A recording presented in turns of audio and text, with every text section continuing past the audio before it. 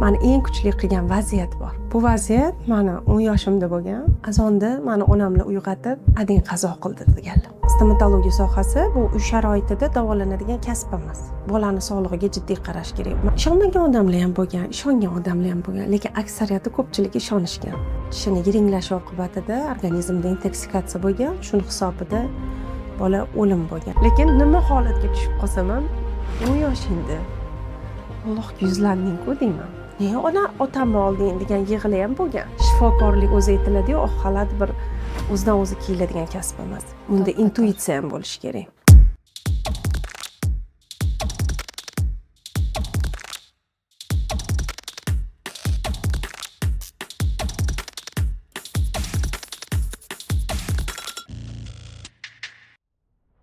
Assalomu alaykum, xush kelibsiz. Nigina Zufarova o'zi kim? Avvalambor assalomu alaykum. Men Zufarova Nigina Shuhratovna 18 yillik tajribaga ega ortodont stomatologman va hozirgi kunda Dentista Dent klinikasining asoschisiman. Aynan Nigina Zufarovani muvaffaqiyatli klinika egasi sifatida hozir bilamiz va bu narsa sizda qayerdan boshlangan klinika ochish fikri? O'zi har doim ishlab yurgan paytlarimda klinika ochaman degan niyatim bo'lgan, lekin hozir emasdirdim, chunki bolalarim yosh paytida ulgurmayman degan o'y xayol bo'lgan. Va hozirgi kunda lekin vohliroq boshlasam bo'larkan degan fikr bor. Stomatologiyani tanlash bu sizda orzu bo'lganmi yoki qaysidir majburiyatga asoslanib tanlaganmisiz? Stomatologiyaga o'zi kirib kelishim bir ajoyib bo'lgan. 9-sinfni bitirganimdan keyin hamshiralikda o'qiganman. Hamshiralikka borganimizda har doim sikl bo'lardi. Ya'ni siklda amaliyot darslari bo'lardi. Amaliyot darsiga borganimda har doim to'g'ri glavvrachlarning oldiga kirib borardim-da, men bu yerga ish o'rgangani keldim. Ya'ni kapelnitsa, ukollarni qanaqa qilib qilishlar va u insonning organizmiga qanaqa ta'sir ko'rsatishlarini bilaman, bilishim kerak deb kelganmandirdim. Yozuvchisi, big stashli menga emasdi. Har doim shu narsa uchun men to'g'ri glavvrach oldiga kirib borardim. Va stomatologiyani tanlashimda shu Taxtapulda 2003-yilda taxminan praktika o'tganman. Shu praktikada bir bola tishini yiringlashi oqibatida organizmda intoksikatsiya bo'lgan, shuning hisobida bola o'lim bo'lgan, biologический o'lim kuzatilgan. Shunda hozirgacha eslayman, shu kasbga mehr qo'yishni boshlaganman. Bir bolani o'limi sababli men shu kasbni chuqur o'rganaman deb mehr qo'yganman. Shu vaziyatda stomatologiyani tanlashga qaror qilgansiz demak. Bu sizga qanchalik og'ir bo'lgan? Stomatologiya o'zi fakultetiga kirish o'zi juda ham qiyin bo'lgan. Tayyorgarliklar juda jiddiy olib borilgan va grant asosida talabalikka men qabul qilinganman. Lekin hayot tajribasidan avlodimizda bir meditsina sohasida vakili yo'q, bundoq qaraganda. Chunki adamlar uchuvchi bo'lganlar, onamlar temir yo'l sohasida bo'lganlar. Oilamiz ziyoli va o'z o'rnida men stomatologiya sohasiga mehr qo'yayotganimda hamma hayratda bo'lgan, qanaqasiga bizda medik yo'q, qizimiz shunchalik mehr qo'yibdi deb. Lekin asli shu og'riqli bir bolani o'limi turibdi. Bu paytdagi hissiyotlaringiz bilan bo'lisha olasiz? Aynan bolani o'limi to'g'risidami? Qaysi hissiyot? O'shanda siz nimani his qilgansiz? Ichingizda og'riq paydo bo'lganmi yokida agar men stomatolog bo'lganimda shu bolani balki qutqarib qolardim yokida fan doirasida qandaydir o'zgartirishlar kiritaman deb o'ylaganmisiz? Mana hozirgi kunda o'zimni tajribamdan kelib chiqib ayta olaman. Bu narsani hozirgi savolingizga javob bo'ladi degan umiddaman. Hozir ko'rayotgan bo'lsangiz, sotsialniy juda ham birinchi o'rinda bo'lib qoldi, Instagram ayniqsa. Farzandlarni tishini qo'yamiz, qorayish paydo bo'ldimi, qarating onajonlar deymiz. Aksariyat onalar direktdan o'tirib, shaxsiy xabardan menga yozishadi. O'g'limni tishi yiringlayapti, ishib qolgan, nima qilsam bo'ladi? Kechirasiz, stomatologiya sohasi bu uy sharoitida davolanadigan kasb emas. Masalan, istamasini tushirib tursangiz, ertalab olib borib doktorga ko'rsataman desangiz. Hozir 24 ga 7 ishlaydigan klinikalar bor. Bu qatorida o'zimni klinikam ham 24 ga 7 ishlaydi, dentist klinikasi. Malakali shifokorlar xizmatda. Lekin bolada tishida bir qorayib dog' ko'rdinglarmi, olib borib ko'rsatinglar deyman. Chunki buni asorati katta odamda 1 kun, 2 kun vaqt oladigan bo'lsa, yosh bolada 1 soat, 2 soatda yengli protsessga o'tib ketish holatlarini ham kuzatganman. Endi savolingizga qaytadigan bo'lsak, u farzandligisiga jiddiy e'tibor berishmaganligida deb bilaman. Chunki bolani tepa jag'dagi tishi yiringlagan bo'lgan. Ishib yotibdi yuzi. Va bola shunaqa holatga kelgungacha bular infeksioniyaga olib kelishgan. U paytdagi meni og'rig'imni hozir so'raydigan bo'lsangiz, halizgacha bir juda ham ichim og'rib eslayman. U bolani 4 yosh, 5 yosh atrofidagi bola edi. U paytgacha katta qilish, ona bo'lish o'zi bir qanaqa mashaqqat. Arzimagan bitta tishida shunaqa bo'lib ketdi deb aytishim juda qiyin. Bolani sog'lig'iga jiddiy qarash kerak. Mana shu og'riq tufayli men stomatologiya sohasiga juda ham mukammal kirishganman. Hozirgi kunda demak ko'pchilik ota-onalar farzandlariga e'tibor berish kerak. Ya'ni biz oddiygina tishi og'riyapti-ku deb qaraymiz, lekin bu ko'p narsaga sabab bo'ladi demoqchisiz. Albatta, albatta. Nafaqat bolachalarniki, katta odamniki. Masalan, 2 ta tishingiz yo'q bo'lsin, jag' tishlar yo'q bo'lsin, ko'pchiliklarda men ko'p kuzatyapman. Bitta implant buncha qimmat. Garantiya berasizmi? Siz o'zingizni shaxsiy tishingizni, Xudo bergan tishingizni ehtiyot qilmadingiz. Men odam qo'li bilan yaratilgan implantga qanday garantiya beraman? Uning uchun ham siz o'zingizni mukammal har 6 oyda stomatolog ko'rigiga ko'rsatib turishingiz kerak, borib turishingiz kerak. O'zingizni tishlaringizga e'tiborli bo'lishingiz kerak. Ayol sifatida, ona sifatida bu kasbning qiyinchiliklari nimalardan iborat? Ayol sifatida o'zi albatta men hozir endi bu narsani tushunib yetdim. Ishxonaga kelsam, o'zim xonam bor, direktorlik xonamda men o'zimni direktordek his qilaman. Bemorlarni qabul qiladigan joyimda men shifokorman. Uyga borganimda men onaman va xo'jayinim oldilarida men ayolman. Mana shu rollarimni agar vaqtida переключаться deydi, ya'ni o'sha almashtirib turadigan bo'lsangiz, qiyinchilik tug'dirmaydi.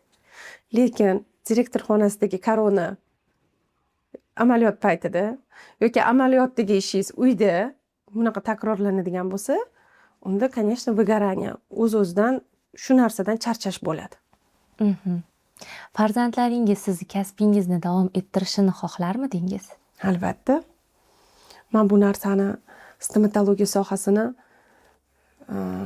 juda ham yaxshi ko'raman. Kasbimni juda ham yaxshi ko'raman. Chunki ayniqsa jag' tishlarini restavratsiyasi deydi. Uni har bitta bugarokini, ya'ni o'sha do'ngalagini shakllantirganimda bu san'at asari deb boraman-da, o'zim mazza qilaman shu ishimdan.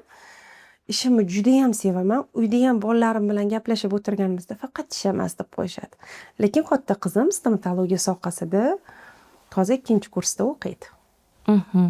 Nigin opa, klinika ochishda qanchalik qiyinchiliklarga duch kelgansiz? O'sha vaqtlarda sizga ishonmagan insonlar, ya'ni bu narsani eplay olmaysan, baribir bemorlar kelmaydi degan fikrlar bo'lganmi? Bemorlar kelmaydi degan fikr bo'lmagan, chunki o'zimni bemorlar o'sha ba'zan bo'lgan. Va hozirgi kunda ham 9 yillik plombez, 16 yillik plombalaringiz hali turibdi deyishsa, hayron qolaman, o'zim qo'ygan eslolmayman patsientlarimni, lekin hammaligisi kelib turishadi. Lekin hozir bitta sizni savolingizga javob, ishonmagan odamlar ham bo'lgan, ishongan odamlar ham bo'lgan, lekin aksariyati ko'pchilik ishonishgan. Sanda zo'r chiqadi. Chunki bitta ishni boshlasam, oxirigacha yetkazadigan odatim bor. Ayol sifatida aynan klinikadagi faoliyatingizda, rahbarlik faoliyatingizda sizga bosim ham bo'lib turadimi? Yo'q, bosim bo'lib turmaydi. Bosim faqatgina oila. Oilaga vaqt ajratishim juda ham kam. Chunki klinikani faoliyatida hamma narsaga mukammal qarab turishingiz kerak bo'ladi. Ayniqsa sterilizatsiya. Sterilizatsiya bu juda ham seryozni, bu juda ham ayniqsa xususiy klinikada sterilizatsiya sohasiga shu jiddiy e'tibor beraman. Har o'qib chiqish kerak bo'lsa, vrachlarimni doktordan o'tkazish kerak bo'lsa, xodimlarim bilan muomalada hammasini bir jamlab hammasini bir olib borishlarda to'g'ri qiynalaman. Lekin ko'nglim bo'shroq. Birinchi ish faoliyatiga qaytib qolganingizda, endi ish faoliyatini boshlayotgan paytga kelib qolganingizda qaysi masalan xatolaringiz bo'lgan, to'g'rimi? O'sha qaysi xatolaringizni qilmasdingiz va shu darajagacha qancha vaqtda yetib kelgan bo'lardingiz hozirgi darajangizgacha? O'zi aytadi-yu, Dale Carnegie'ni kitobini o'qiganimda, men uni ayniqsa birinchi o'qiganimda 18 yoshda bo'lganman. Shu Dale Carnegie'da bizga o'zi kimlar yordam beradi o'sishimizga? Ahamiyat berganmisiz? Bizani ko'proq muhokama qilgan odamlar. Bizani ko'proq sen uddalolmaysan degan odamlar. Va har doim sizni nimadadir Yiqitishga harakat qilgan odamlarda to'g'ri bu narsa ichimda bir men sizga ko'rsatib qo'yaman yoki men sizga hali ko'rsataman men kimligimni degan o'y xayol bo'lmagan. Har doim o'zimni halolligim, o'zimni to'g'ri so'zligim, o'zimni to'g'ri yo'nalishim va maqsadimda hech qachon boshqa yoqqa qaramaganman. Shu yo'nalishda ketganman. Xatolar bo'lgan, kamchiliklar bo'lgan. Ko'pincha nima deydi? Hamma narsa har bitta patsient sizni mukammalligingizni, har bitta patsient uchun mehr bilan qarashingiz kerak deb bilardim, lekin unaqa qilish kerak emas ekan. Baribir siz shifokorsiz, u bemor. Shu narsani ushlab turib davolashingiz kerak bo'lgan ekanda, shu narsalar ko'pincha rahmim kelib qolardi. Endigina bu faoliyatga kirib kelayotganlarga qanaqa maslahatlar bergan bo'lardingiz? Stomatologiya sohasida o'zi endi kirib kelayotgan hozirgi yosh bo'lajak hamkasblarimga faqatgina o'z ustida ishlash, bu narsani faqatgina bemordan shuni pulini olaman yoki shuni tagida qanaqadir manfaat emas, o'zini bilim darajasini oshirsin deb niyat qilardim. Lekin aksariyat mana kechagina Samarqandda ham implantologiya bo'yicha kongressga borganimda ko'rdim juda ham ko'p yosh doktorlar. Men juda ham quvondim bu narsadan. Oldin bunchalik yig'ilmasdi. Yig'ilardik. Qanaqa desam ekan, qiziqqanlar. Men implant sohasidaman. Men o'zi implantolog emasman.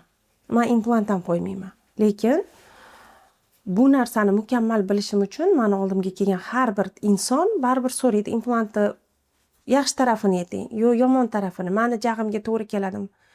Men o'sha narsaga to'g'ri ma'lumot berish uchun albatta borib o'rganib kelishdan hech ham erinmayman va bu men uchun juda ham faqatgina qo'shimcha bilimdek ishlaydi.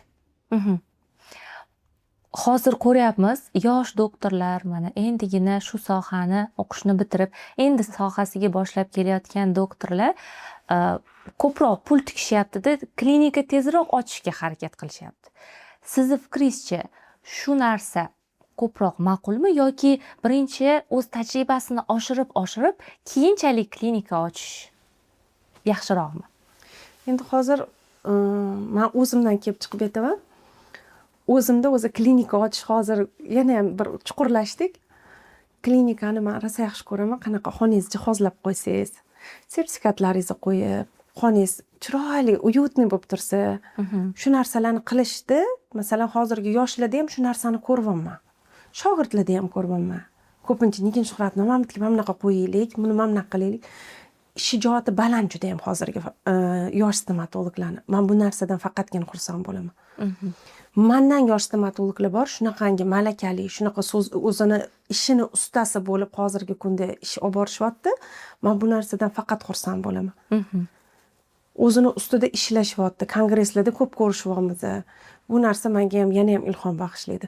U narsani yoshini chegarasi yo'q deb o'ylayman, lekin hozirgi kunda o'zim ham ona, ham ayol, ham tadbirkor, ham stomatolog, lekin ko'proq nima sizga zavq beradi desangiz, kasbim. Tadbirkorligim emas, klinikani rahbari bo'lganligim emas. Tushunarli. Yana bir qiziq savol, tasavvur qiling, sizni klinikangiz aynan dentista. Aynan dentista gapira oladi va u siz haqingizda nima degan bo'ladi? Tasavvur qilib ko'raylik. Sizni qattiqqo'l xodim yoki qattiqqo'l boshliq degan bo'larmidi? Nima degan bo'lardi? Qattiqqo'l boshliq deyshadi. Juda talabchanman. Buni bekitmayman. Tozalik, sterilizatsiya, xodimlarim xushmuomalaligi, kelgan patsientni chiroyli kutib olishligisi. Bu disiplina. Klinika vaqtida ochilishi kerak, vaqtida hamma narsa bo'lishi kerak. Va men kelganimda klinikani уборкасы bilan shug'ullanmanglar deyman. Lekin shu qatorda ham rag'batlantirishni ham unutmayman. Klinikam xodimlarini birga yig'ishni yaxshi ko'raman. Birgalikda masalan mayovkalar, tolaga chiqishlar yoki bexosdan ujin qilishlar, hamma narsalarni bir tashkillashtirib turaman. Chunki birdamlik bo'lishi kerak, lekin talabchanman. Buni tan olaman. Yana bir oxirgi savolimiz. Nigina opa, haqiqatdan ham hayot davomida tadbirkorlik faoliyati, sohadagi faoliyat davomida yutqazishlar kerak bo'ladimi insonga? Bilasizmi nima? Mani hayotda ko'pchilik mani hozir ko'ryapti. Hozir siz bilan suhbatimizda endi taniyotganlar bordir mani hozir. Mani eng kuchli qilgan vaziyat bor. Eshitamiz. Bu vaziyat mani 10 yoshimda bo'lgan. Azonda mani onamni uyg'otib, "Ading qazo qildi" deganlar. 3 ta qizimiz, onam 34 yoshli shu paytda. Endi tasavvur qiling, biz qiz bolamiz, qiz bola qanchalar otaga juda ham bog'langan bo'ladi. Va adam uchuvchilar oldi kiyimi kiyganmiz, oldi narsalarni yeganmiz, oldi narsalarda yurganmiz. Biz masalan juda ham bir boshqacha oilada, endi ziyoli, boshqacha deganimda nima demoqchimanki, adasini erkasi bo'lib yurganmiz-da. Endi tasavvur qiling, ertaga ada yo'q. Shu mana bu yil 95-yil bo'lgan bo'lsa, bu narsa hozirgi kunda 31 yil bo'lgan bo'lsa, hali ham ko'zimning yoshi qurimagan. Bu vaziyatda har doim va 6 ta bolam bilan ham o'tbetga boradigan bo'lsam, sonini aytgim kelmaydi. Allohim umrini uzoq qilsin bolalarimni. Lekin nima holatga tushib qolsam ham 10 yoshingda Allohga yuzlanding-ku deyman. Shunchalik turib yurding, yiqilmading.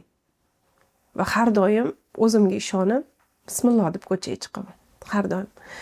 O'sha vaziyat har doim o'shanda yiqilmading-ku deyman. U menga motivatsiya deb beriladi. 6 ta bolani dunyoga keltirganimda egizaklar emas, egizaklar yo'q. Hammasi 1 yosh, 2 yosh, 3 yosh orasi.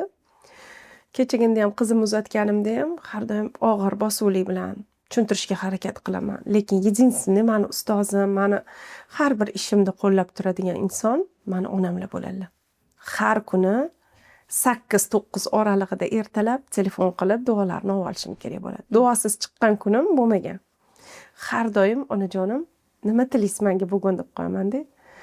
Shu faqatgina onajonim bilan. Shu mani 10 yoshimdagi shu holat to'g'ri u payt "Nega otamni olding?" degan yig'ili ham bo'lgan. Adam bo'lsa edi, lekin hozirgi kunda ham bir xil vaziyatlar bo'lib qoladi. Adajonim bo'lsalar edi deb qo'yaman. Shu narsani xalq qilib berardilar deyman. Lekin hech narsada "Ne shunaqa bo'ldi" demayman. Hayotda hamma narsa yozilganmi demak bo'ladi. Hammasiga shukr bilan qarayman. Sizni demak eng kuchli qilgan vaziyat allaqachon o'tib ketgan, hozirgi qiyinchiliklar deyarli sizga ko'rinmaydi ko'zingizga. Umuman. Qiyinchilik bo'lib qolishi mumkin, lekin yonimda juda ham yaqinlarim ko'p. Juda ham qo'llab-quvvatlaydigan. Bir ish qilayotganimda ham sal ikkilanish bo'lib qolsa, yonimdagi yaqinlarim "Sen uddalaysan" deb kulib qo'yishadi. Shunaqangi ilhomlantiradi. Shu bilan ertasi kuni uddalayman-da, uddaladim deb kelaman. Instagram sahifangizni kuzatganimda ham bemorlaringiz sizni juda ham yaxshi ko'radi. Bunday sevimli bo'lish uchun o'zi nima qilish kerak?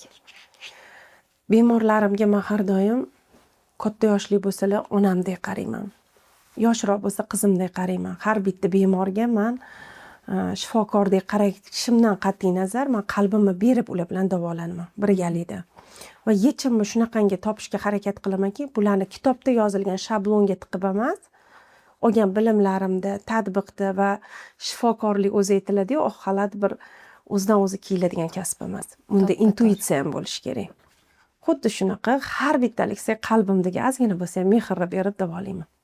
Tashrifingiz uchun, ajoyib suhbat uchun sizga kattakon rahmat aytamiz. Ish faoliyatingizda, klinikangizda faoliyatda, jamoani boshqarishda sizga yanada ulkan omadlar va zafarlar tilab qolamiz. Rahmat, minnatdorman. kattakon. Sizlardan ham minnatdorman. Ishingizga rivoj. Har doim YouTube'da eng birinchilar qatorida turishinglarni tilab qolaman. Rahmat kattakon.